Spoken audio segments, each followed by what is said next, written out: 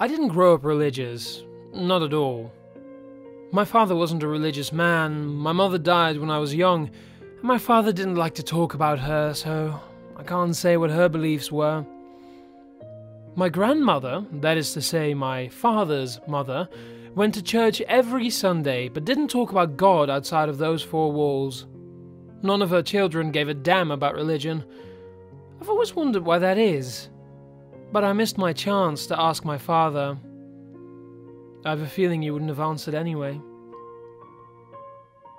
I guess that's where this whole thing starts. My father. I was in my late 30s when he got lung cancer. It wasn't surprising, being as he was a lifelong smoker. About 2 packs a day since he was 11. One of the few details about his life that he shared with me. I was the one who took care of him as the disease progressed. I have 12 brothers and sisters. Yes, you heard that number correctly. But they're sort of scattered about the country now. I lived just down the street from him, so it made sense for me to pick up the bulk of the work. I ended up moving in with him near the end, so he and I spent a lot of time together. Something about death tends to make people open up. Maybe it's because they know their time is so limited, and they need to get their thoughts and histories out now or risk losing them forever. My father, however, was not a typical man. He never did talk much about himself, not even in those final days. Lest you misunderstand, let me tell you that my father is a good man. He loved us kids, even though he had a tough time showing it. He simply didn't care much about nostalgia. Reliving the past didn't hold any charm for him. He thought it was a waste of time. I tend to agree, which is why I haven't told anyone this story. But now that my time is drawing near, now that I am knocking at death's door, I find that I'm overtaken with this common urge to tell someone, anyone, about the one significant moment in my life. The one thing that matters. It's somehow more important than my wife, my children, our life, our memories. I don't know why it matters, but it does. And someone needs to hear it. I suppose my father and I are different in that way. Anyway, I digress. My father was dying of cancer, and as death drew nearer, he began acting a bit strange. Maybe I shouldn't have been so surprised when I saw him pick up Grandma's old Bible. But I really was. Dad had nothing but contempt for priests and churches, and he never talked about God or the good book. But those last few months saw him sitting on the porch as the sun set, poring over those pages like they might waste away in front of him otherwise. I only asked him about it once. He told me as much as I was likely to ever get out of him. Danny, that's my name. Danny.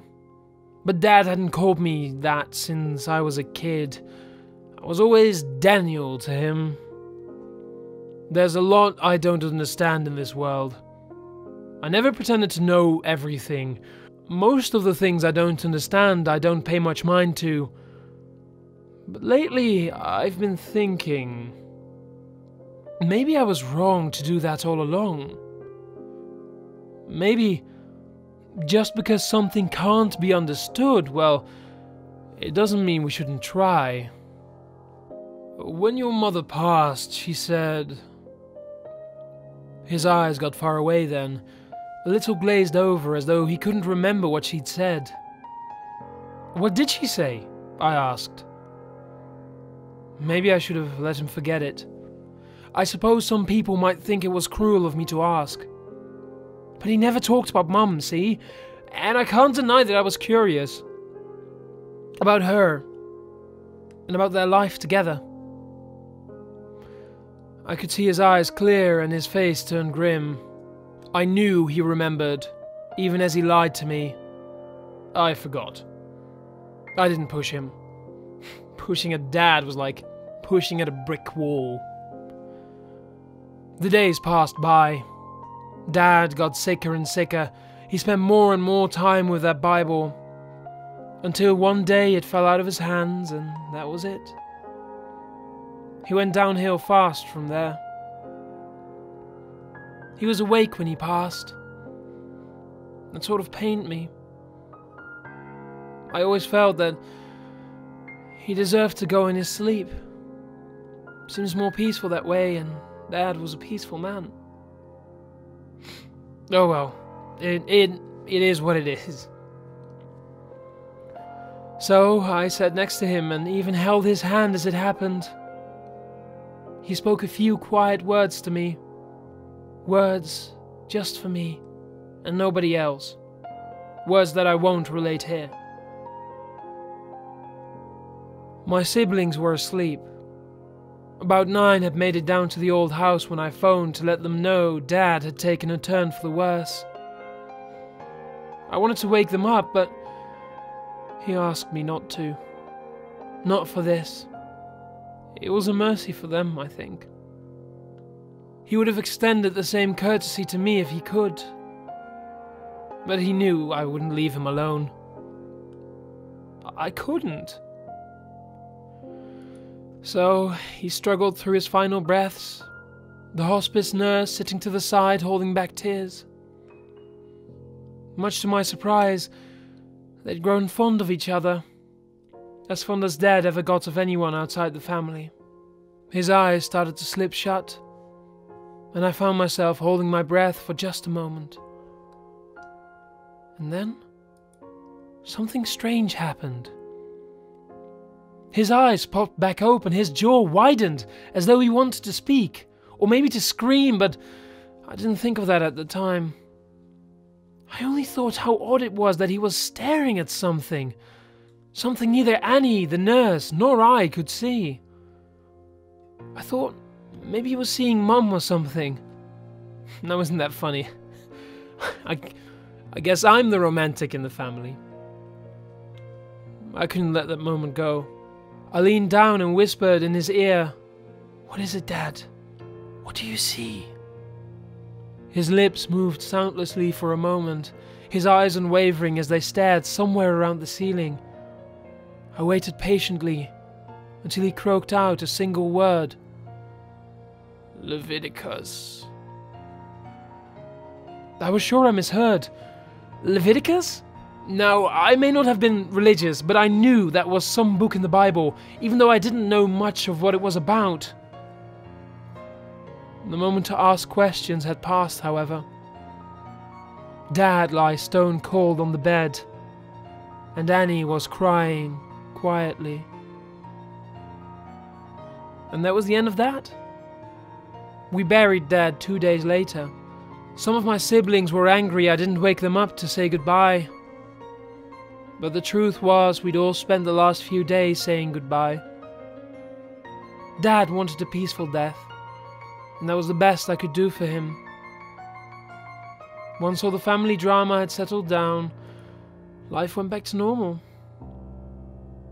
I went back to my house down the street and sold the family home. It's changed hands a few times since then. A nice Chinese couple lives there now. Sometimes they invite me over for dinner, especially now that Tanya has passed and the kids are all grown. They're good people. Ah yes, Tanya was my wife. We met about 3 years after Dad died. She and I had 3 beautiful children together, 2 boys and a girl. They come back to visit me often. We have a truly beautiful family. She died just last year from a heart attack. It was hard on all of us, but we pulled through. We keep trucking along just like my dad did. I think it's in our blood. During all these years, I never was a religious man. I looked a little into Leviticus after my dad's passing, asked a few friends about it. It was just a bunch of old laws for a long-dead civilization. It was my understanding that most Christians didn't spend too long reading about Leviticus. They sort of glossed over it or cherry-picked a quote or two to make a point. It always made me wonder why Dad picked that book over any other. Truth be told, reading Leviticus depressed me.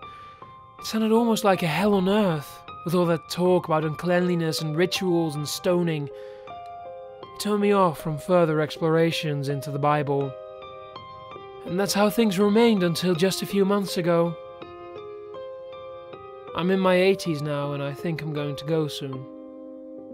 I can feel it, deep in my bones, that my time here on Earth is almost up. I don't mind that. I've lived a good, full life.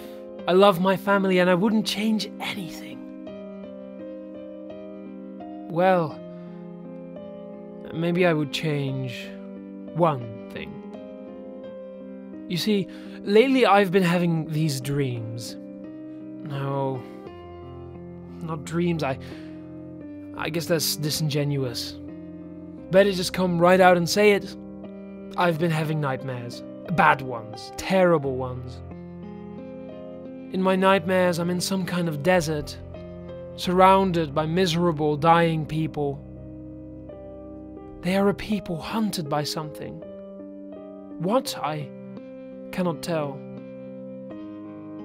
I see people calling out prayers of desperation as their children wither away in the sun.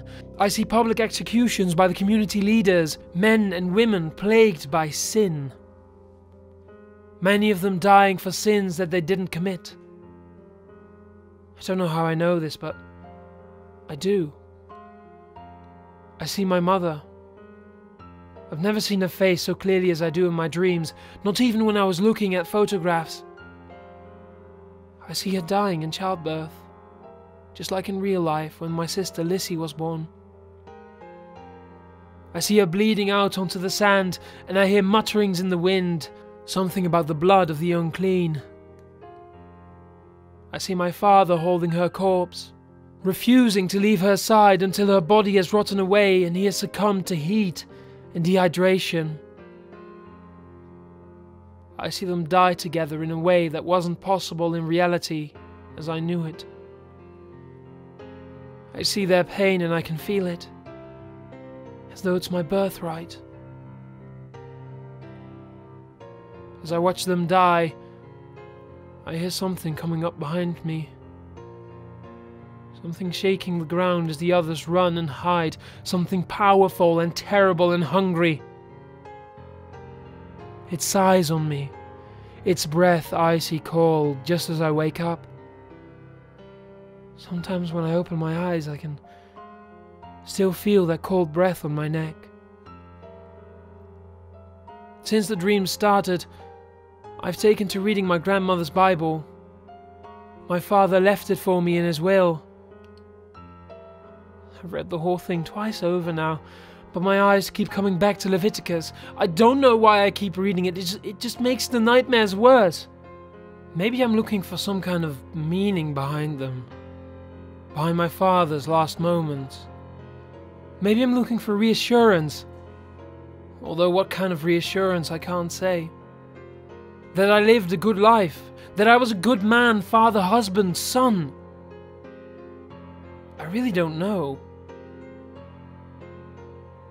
All I know is that I can't put it down. I've got the whole thing memorized now. I only have a few days left. I can feel it now as sure as anything. I've been thinking my final thoughts over these last few weeks, and one keeps resurfacing despite my best efforts to push it down. I once thought that Leviticus represented a kind of hell on earth, but what if I was wrong? Perhaps it's true that Leviticus is hell, but maybe I was wrong about it being on earth.